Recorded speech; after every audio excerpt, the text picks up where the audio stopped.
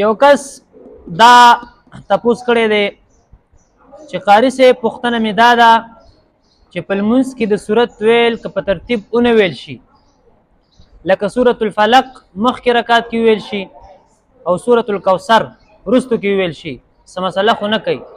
نو ملګري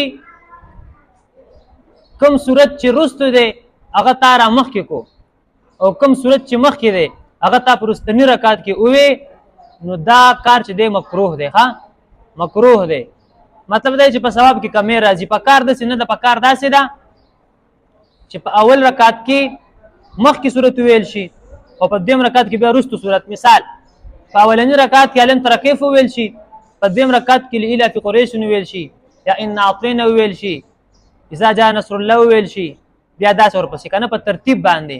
نو دا کار چې دی دا مکروه دی. ها بار بار کول نه دی پکار.